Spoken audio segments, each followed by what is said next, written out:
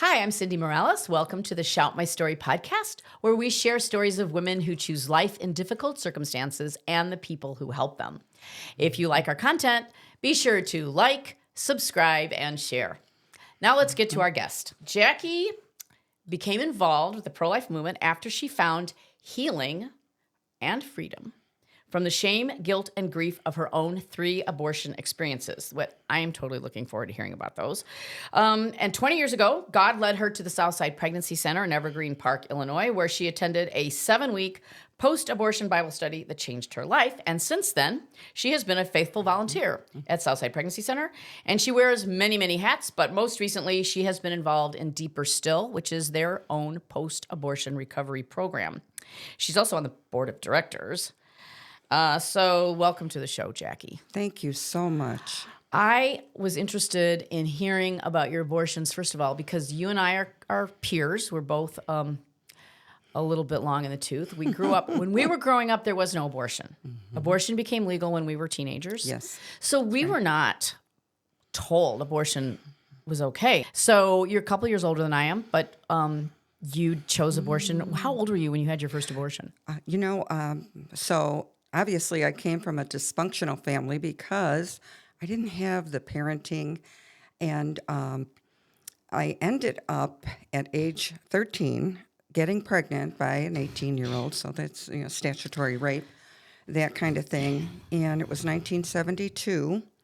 So my parents thought the best thing for me would be to have an abortion. So I experienced one of those back alley abortions that you hear about. It was terrible. It was awful. But I was so young. I really didn't understand what was happening, or what the effect was. How did that work? Abortion's not legal. How did your parents find where to go? Did you ever talk to them about it later when you grew up? No. The only time I ever talked about it was when my mother apologized to me about the abortion. She then, later in life, she found Jesus and she got saved. And she became an advocate for life. She first started volunteering at Southside Pregnancy Center. And I thought, what are you doing? And she told me, she said, now I know that abortion is murder. And I apologize for what I put you through as a young girl. So you don't really remember much about that. No. Did they knock you out? No. I think I had some, sedatives, let's put it that way. But the procedure lasted for 3 days because it was a late-term abortion. Oh, my gosh. Is that because your parents didn't know you were pregnant until you were far along? Yes, that's right. I didn't know I was pregnant. When Right. you're 13, you don't really understand these things. Right. You don't know what your body's going through. Yeah. So it was traumatic. God spared me from seeing my baby. I don't remember what happened. It was excruciating pain. So emotional or physical? Physical. I really didn't understand the emotional part of it until many, many years later. Did you actually go through labor and give birth Yes. because of labor? Okay. Yes. Oh, holy cow. Mm-hmm. And were you at home when you did that? At home. So and you don't know what happened to the baby? I really don't remember, and I think that God has just spared Blocked me. it out. He spared me He just from blocked it that out. because, yeah. And so were you in Chicago? Yep. So somewhere in Chicago there was something called, right around then, it was Jane something. It was a bunch of college students at the University of Chicago that wanted to make sure that abortions were available in the face of illegal. It was illegal at the time. Yeah. So probably they found Jane. I forget exactly, Jane something Jane, and it was a huge in the early 70s. Radical feminism. I wouldn't know. My mom's gone; she's with the Lord, so I can't ask her about it. But I think about those things too. Okay, so then what happened? You had 3. So what was the second one? So that was when I was 14 by the time everything happened. Then later on, at 18, I became pregnant again, and I married and had a son. However, the marriage didn't last. It only lasted a couple of years. After that, I was a single mom. There I am, single mom, 1 child. Ended up getting into a situation that another date rape happened. and I became pregnant. And I knew that I wasn't going to be with this man. And let's face it, I had a child. I was single, trying to make it in life, So abortion was just the easy option. That was about 1980, around there. So it was legal. And I marched myself down to Planned Parenthood. I felt very good about it. Didn't really, I didn't know what I was doing, even though I had a child. Even though I knew what it was to hold a little baby in my arms, I didn't consider those things at all. Marched myself down, had the abortion, went home on the bus. Holy cow, I'm surprised they let you do that. I'm wondering, first of all, they should not have sent you home on the bus. That's insane. Did they knock you out again? Or did you just have like Cindy. Twilight? Cindy, this story is amazing, really. A dog would get better treatment at a vet, okay? No counseling. Well, excuse me. The first time I went to Planned Parenthood, the girl assured me that it's just a blob of tissue. 1980, blob of tissue. And you believe that even though you had a baby? Well, I really wanted to believe that. Okay. That was what, kept me on that track. No anesthetic, no sedative on the table, excruciating pain. It was very quick, but no pain relief at all. Wow, that's crazy. And what it must have been an early abortion where they just did a vacuum. Yeah, it was a DNC kind of vacuum and suction or whatever they call it. Yes. Usually you can hear the machine. I heard the machine. It's a loud machine. I heard, yes, I don't like to vacuum for that reason. That's crazy. Yeah, PTSD. That's for sure. Okay, so I'm wondering, so the first time you were 13, so that would be that's an example where people would say, well, of course you shouldn't have been made to have a child. That would be terrible. And the second one is rape, which is another, like hard case where they're like, well, even people who are like generally abortion is really bad. I don't like it. However, in the case of rape, you should be able, you shouldn't have to carry the rapist baby. Sure. So would you respond to those imaginary supporters of your first two abortions, tell them why they're wrong? I think they're wrong. In hindsight, I can speak about it and say that a child is a child, no matter, conceived in rape or whatever the situation is, because when you choose an abortion and have one, that it's a traumatic experience, whether you realize that or not. Later on in life, you do have all these symptoms and you do have all these problems, emotional, psychological, and even physical. You have them. I would say that it's healthier for a person to carry the baby and even place for adoption. I know that's not a popular thing, but that is the key to continue the pregnancy, carry the baby, and even place for adoption. That's the most loving thing. You look at your 13-year-old self.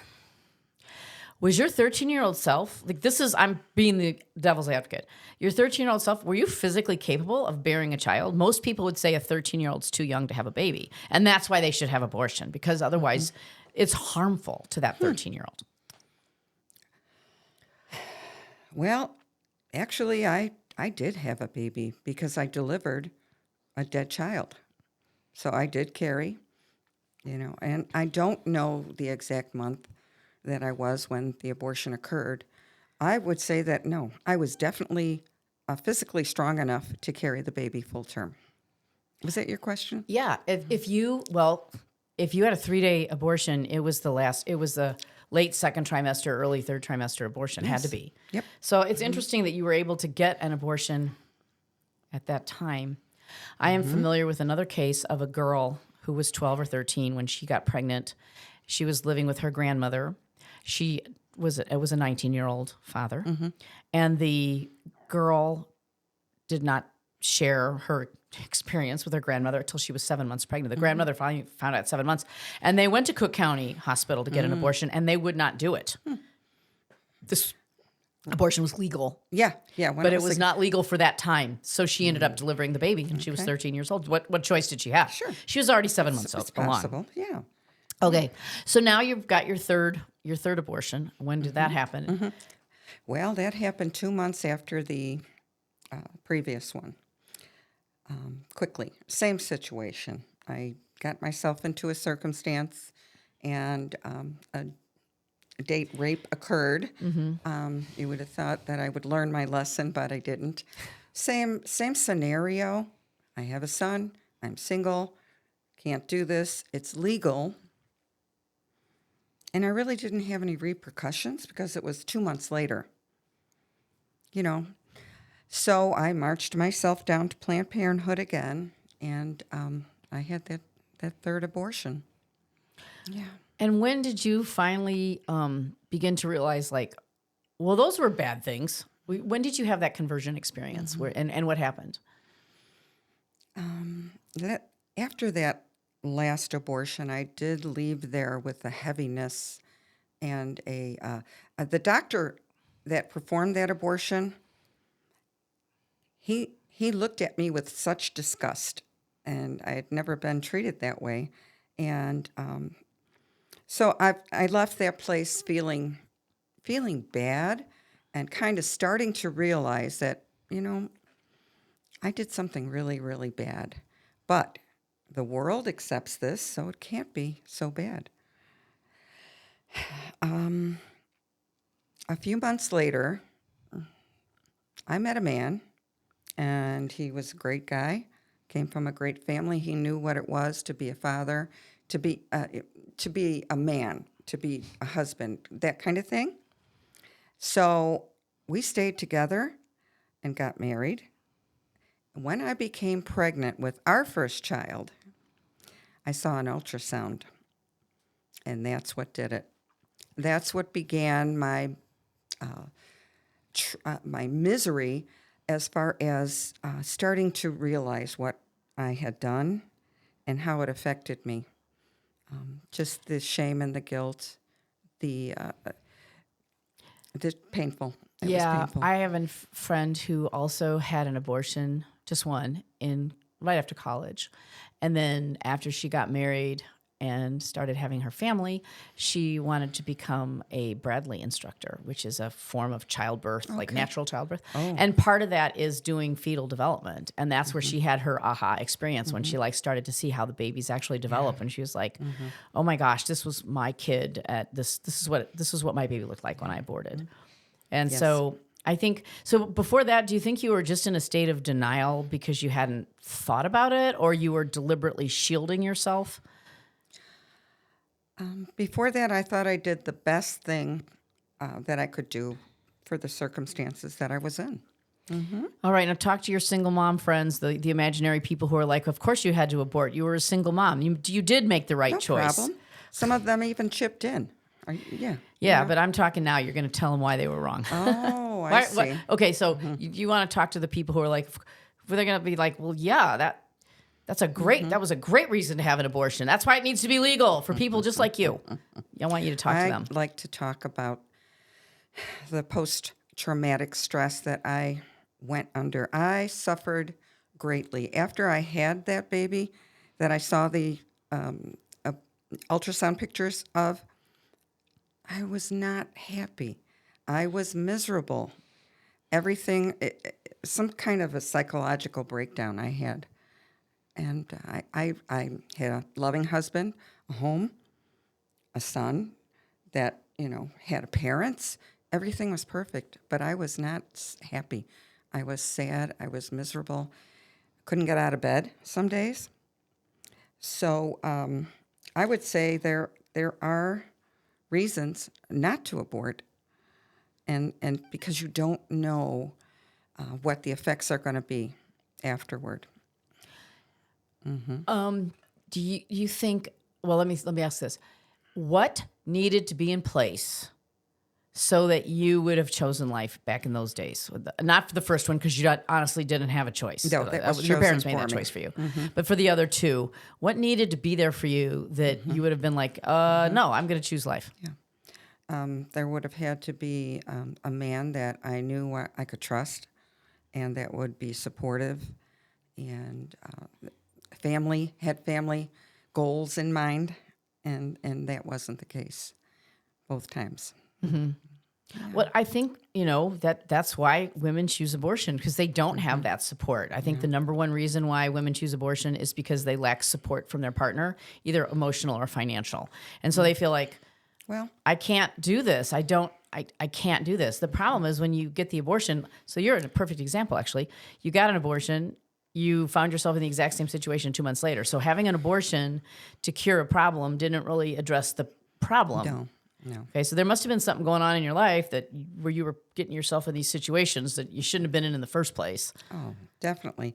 I definitely didn't have the childhood and the rearing, the care to to help me deal with these situations that come up. But I can tell you this, Cindy, I did not tell the two fathers that I was pregnant. Didn't give them a choice in the matter, and I had a lot of regret about that and guilt because they deserved to know that they were fathers. Maybe they would have stepped up. Maybe they would have supported, but I didn't give them the chance. And I have asked God to forgive me for that. So, can you tell me really quick, because I've never been in one, what goes on in post-abortion recovery? So, day one, basically the gospel's given. In case the person doesn't know the Lord, the gospel's given. That He died. Jesus died for your sins, and therefore you can receive forgiveness. So that's like the first part. After that, you're invited to share your story, which oftentimes people don't share their story. Where are they going to go with this story? So the first time they talk about their abortion experiences in the abortion recovery. Often, not always, oftentimes. So, and then on and on and on about just really reiterating the fact that God wants to forgive, but He also wants to heal the brokenness. First of all, I learned that I was damaged by the abortion. I didn't know. Remember that depression I had for a year? I didn't know what that was. That was post-abortion syndrome. That's what that was. I learned that, and I thought, oh, that's what happened. Okay, so that's one section. After that, we kind of make a reconciliation with our children, which is powerful. We validate the facts that they were lives given to us by God, and I know I named my children, and I dedicated them to God, and there's such a peace in that. It just made everything so right. You're going to think this is weird because I think it's weird. I got a book back in the early 90s. It's called A Difficult Decision. It's actually written by a pro-choice. I think she's a nurse. Sounds like pro-choice something. And one of the things in that book is they suggest that, first of all, they acknowledge something that I don't think pro-choice people do anymore, that abortion is a difficult decision. Why is it difficult? Because you're killing your baby. It totally just comes out and admits that, but it's okay. But basically it's okay. And one of the things she suggests you do to make peace with your difficult decision, which was the totally right decision, of course, is to name your kids. So I think There's healing in that. There is healing in it. It was so interesting to me that and it was given to me by a friend of mine who was very pro-choice. That she acknowledges in this book that's no longer, I think it's not part of the pro-choice canon anymore. Yeah, sure. That because they don't want to admit that there's anything wrong with abortion, because now, of course, you're supposed to be celebrating your abortion. At least 30 years ago, they were admitting it's what you're doing is killing your baby, but it's okay. It's okay. So you're in this abortion recovery. You named your kids, and how does that make you feel healed? How does that release you? Because I gave them an identity. It's just a right thing to do. We all have names. And so my children are named. The baby I had aborted at age 13, her name was Sarah. and the two that I aborted on my own are David and Paul. All biblical names, which I did not know were biblical names at that time. Oh, interesting. So that was part of the healing. Oh, after that, let's see. Even a memorial service was held. Like I said, a dedication to God. So, and I think that was the end of it. That memorial service. So it just gave me the assurance that God does know about my sin, and He did forgive it, and He did heal. So that it was the beginning of my journey. So that's the begin. That's like one weekend. This abortion recovery thing you did Well, is just one I weekend. was talking about the 7-week Bible study that I first experienced. Oh, okay, all right. After that, I loved Southside Pregnancy Center, and I began to volunteer there. They trained me to be a caregiver, which is a person who sits across from another person who is considering abortion. Because I had those abortions, I know what that was like, and I was a single mom, so I was in that seat, and I could speak to that. Did you share with the girls that came in that you were post-abortive? Yes, I did. And told them this is why it's a bad idea? Be careful. It's real. Post-abortion syndrome is real. And how did they react? How did your clients react? They were all very nice and kind and absorbed the information. So what is different now with, you have a new program called Deeper Still. When did that start? And how is it different than maybe what you experienced? Good question. So Deeper Still Chicago, and we call it Deeper Still Chicago because I am the director of the Chicago chapter. There are 30 chapters nationwide. God is moving in the area of post-abortion recovery. He wants His people healed and set free so He can use them. So, Yeah, I think the most powerful voices in the pro-life movement are post-abortive women, and paradoxically, the most powerful voices in the pro-choice movement are also post-abortive women, but they're post-abortive women who haven't been healed. So you can really tell they haven't been healed because they're all just angry, furious. Yes. And the difference in demeanor is so palpable. It's you can feel like the air is thick with their anger. They don't want to admit it. They can't. The denial is so strong, and the pain is so strong. Exactly. So, do you think it's because, this is my theory, women who can't, they're on that side, and that anger is kind of like a big defense mechanism, because if they had to admit what they did, it might be so painful that they like unalive themselves because it's too much to bear. terrified. So this is their way of like protecting themselves. Absolutely. You hit the nail on the head. So I attended one of these Deeper Still weekends because the Bible study was great, but few and far between for the same reason that you just talked about. People don't want to admit, they don't want to even address, they just want to forget about their abortions, understandably. So to get them to come and attend for 7 weeks, it was difficult. So this weekend retreat model came up, and I said, I'm going to go to it, and I'm going to take notes and see what they're doing different, totally different, because they call it Deeper Still for a reason. We go into so much more of the healing process than I described earlier about naming your babies and dedicating them and all that. There's much deeper healing that God wants to do, and you're there for a weekend, so there's no going home and coming back. No distractions. It's very intense. Same kind of model. You tell your story. You receive forgiveness. Then you start the healing process. The healing process happens when you actually do, we call it spiritual legal work. I learned so much. It's so different than what I went through. We're just asked to kind of recognize how we got in those positions to begin with. How did you come to these abortion decisions? What were the circumstances? So And one person called a participant is working with a team member, a deeper still team member, going through a book, and we kind of work on forgiveness. How can we need to forgive others, right? The Bible says that we can't be forgiven unless we forgive others. So that is addressed, and there's something called a certificate of debt where we just acknowledge that we can't hold any resentment toward anyone, no matter what they did. Right. My parents were terrible parents. They Yeah. didn't protect me. I had to put them on the list. I forgive them.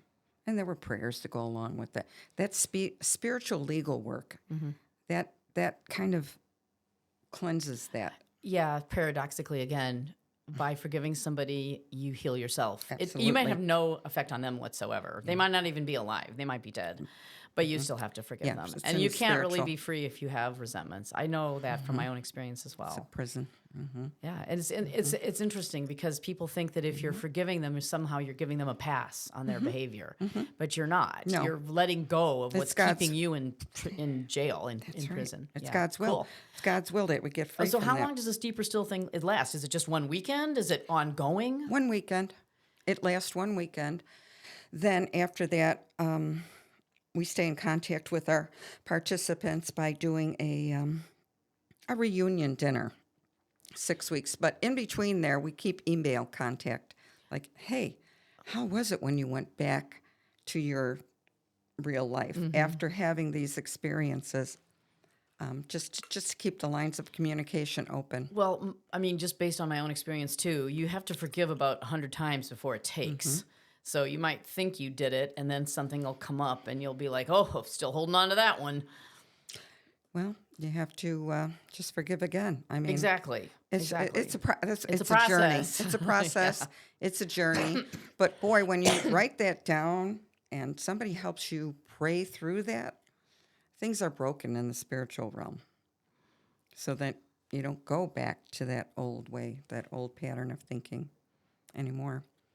My experience, and many participants will write that down years later. I have so many testimonies, and even on the website, if you go to deeperstill.org, there's so many testimonies of people that have gone through their weekend and been changed forever. So I learned a lot. I experienced a lot. I took their training, which was a 2-day training, and opened a chapter in Chicago because God wants the city people, the urban people, healed as well.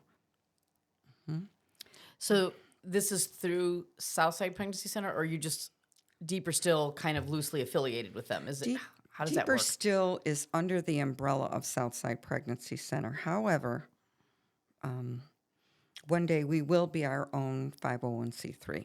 Okay. Okay. I started the chapter in 2019, and then you have to raise a team, do a lot of trainings, that kind of thing. So we've had 5 retreats so far. So we're working on building this team because it takes a team to put on this weekend. What about men? Are Yes. you working with men too? I have one man on the team. They need healing as well. Oh, the men are hurt. The men are whether they didn't know about the abortion, whether they paid for the abortion, or whether their woman had the abortion without his consent. There's just pain, and everything needs to be revealed so they can get healed. Yeah, because their fatherhood's affected. Every relationship is affected after an abortion, man or woman. Have you had any retreats for the men yet?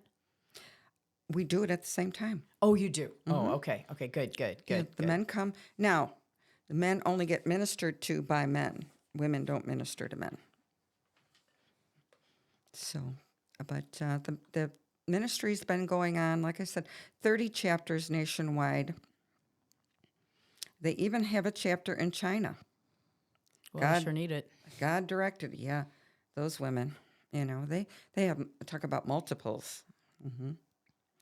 So, Well, talk about coercion too. I oh, mean, forced. so Definitely. people in China didn't have a choice No. up until recently. And now, ironically, last year was the first year China had less people born than died. They're going to start contracting their population, and they can't get women to have babies because it turns out if you go 30 years with being an only child or having no children, people get very, very selfish. They Sure. don't want to have more than one kid, or they don't want to have any kids because life is just so much easier without them. It's going to take generations to change that train of thought and that propaganda. All right. So thinking a little bit about deeper still versus, say, just going to a regular psychiatrist or psychologist or social worker for counseling.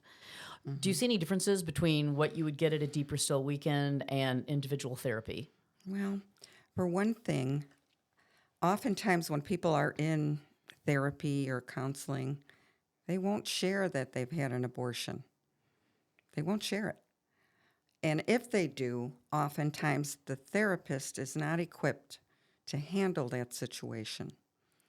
There is specific training to be a post-abortion counselor, specific training.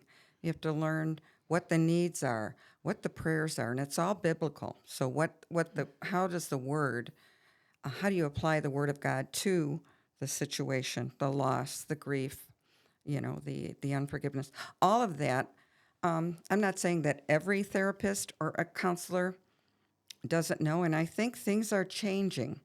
But in the past, I know that I had 3 children, and I never told my doctor that I had an abortion. Isn't that ridiculous? Are you familiar with Rachel's Yes, I Vineyard? attended one, yes. Okay. The woman who founded that is named Teresa Burke. I know her personally. When she was in, have you read her book? Yeah. So you know the I have her story in the book, and I beginning have of the his book. book too. The part of her book that struck me like with the force of a hammer is when she's talking in the beginning of her book about how she's in graduate school and she's in a doing group therapy with a bunch of anorexic kids, and she found a big correlation between abortion and anorexia. And she went to her. She was in graduate school, so she went to her supervisor and she's like, "Hey, there's this correlation between anorexia and abortion." And he's like, "No, there's not. We don't talk about that." See? Yep. Yeah, So and that's why she founded Rachel's Vineyard, partially because like this is a big elephant in the room in therapy. With secular therapists, they're trained to think a certain way, which doesn't include any spiritual perspective whatsoever, Right.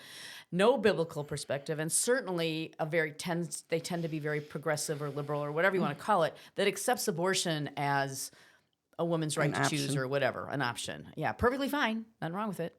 So they can't admit there's something wrong with it. Things are changing.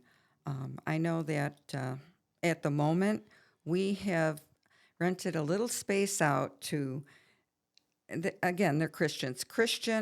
Chicago Christian Counseling is a counseling program, and they've come on to Southside Pregnancy Center's premises to do their therapy in there.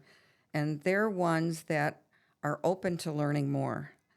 And on that note, I'll tell you the way that people can learn more is by attending deeper still trainings. So just in general, if somebody wants to get a hold of you for future trainings or for being able to attend Retreat. a weekend, how do they do that? A couple ways. You can go to deeperstill.org. Click on, first of all, listen to some of the testimonies because you will be astonished at what God is doing. And then click on my chapter, the Chicago chapter. And then you can go to the button where it says Find a Retreat or what is the training. We hope to do a training every year because people are curious. Many people are post-abortive and they haven't received their healing yet. Oftentimes they'll come to the training and realize, ooh, I've been affected. I need to get to a weekend retreat and get healed. I want to spend just a couple minutes talking about, because you work at Southside Pregnancy Center, I want to talk about your experiences there and answer the accusation that pregnancy resource centers are fake clinics. You've worked there for over 20 years. Do you lie to people when they come in? No, and it's the opposite. We tell people the truth. And the truth is the baby that you're carrying is alive, and God doesn't give you more than you can handle, but we don't preach. I've had the experience of being one that could preach more and talk like that. These days, we use something called a focus method, which is more secular than religious speech, and all of our, we call them patient advocates now. They go through a training. We don't just throw people into the room with patients. But when a person comes and they're pregnant, they receive medical care from licensed medical people. They receive an ultrasound from a ultrasound tech who is a registered medical person. The whole the whole pregnancy center is under the umbrella of a medical doctor. Okay, I do want to bring this something up. I volunteered at a pregnancy resource center like almost 25 years ago now, and I think there's a huge difference between pregnancy resource centers of today versus pregnancy resource centers of 20 years ago. And that's something we can share because we were both there 20 years ago. What do you think the difference is, the main difference? I'll ask you and then I'll tell you what I think. Well, the difference now, Like, no, between then and now, like, what are the okay, contrasts? we weren't medical back then. In fact, would we would do the pregnancy test in front of the girl. She would give me her urine, and we put the drops in, talk, you know. None of that. All of that has changed. They're treated like patients, like medical patients. Not, it's not like a counseling session. Do you per think se. there's a difference too in sort of like in mentality? I think that you can tell me if you think this is true. 20 years ago, the attitude was more like we must save this baby at any cost. Now the attitude is save the mom, save the baby. So the focus is a lot more on the mom, helping the mom, Yeah. finding out what's why are you here? What what circumstances brought you here? How can we work with you to get through? Let's solve the crisis, not end the pregnancy. It's much more focused on mom than 20 years ago. That's my and also yes, we weren't medical 20 years ago. Yeah, I agree. The baby's important, but the parent is important. Not only the mother, the father. So the second leg of the pregnancy center is the Elevate program, which has all these programs, these opportunities for parents to come in and learn how to parent. Child care, pregnancy education, parenting skills, and relationships are Right. built Well, up. I think that's the other thing. Although 20 years ago, we had still that. had women coming in more than, after the baby was born. But now I think it's more deliberate now. It's like, we're going to walk with you through your life for the next 2 to 3 years to make sure that you are an amazing mom. Yep. And that you have everything you need. We want to equip them because I know what it's like to have 2 kids and not be equipped. So that's why God had me there. In so many instances, the world's not getting better. It's getting worse. And the family is under attack. So I think that pregnancy resource centers are pro-family, not only pro-baby or pro-woman. They're pro-family. So I'm honored to be part of that. It's important. Thanks so much. Thanks for coming and being on the show. And I really appreciate everything that you had to share. Deeperstill.org for anybody who wants to find out more. Remember, you can listen to this podcast on Spotify, on Apple, and iHeartRadio. If you, again, like I said at the beginning, like, subscribe, and share if you like our content. And if you have a story to share, please contact me at info@shoutmystory.org. That's info@shoutmystory.org. And remember, choose love, choose life. Thanks for listening.